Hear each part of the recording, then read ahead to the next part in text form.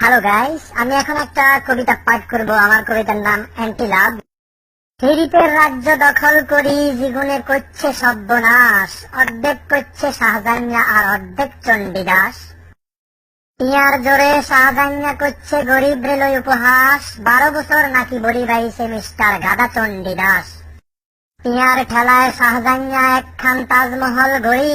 আবাল চণ্ডীর মতকার ধৈর্য 12 বছর বাইব বড়ি। হ্যাম্পিরিতি এমন কি আর এগুনে কোন বাল জানে, রবিল্লারে লই সামাইয়ারা কেরুম টানা টানে। পিরিতের বড্ডা দুই গাধি প্রভা হ্যাপির মতো বোকা, চণ্ডীদাস শাহজাহানিয়ারা দিছে শেষযন্ত ঢোকা।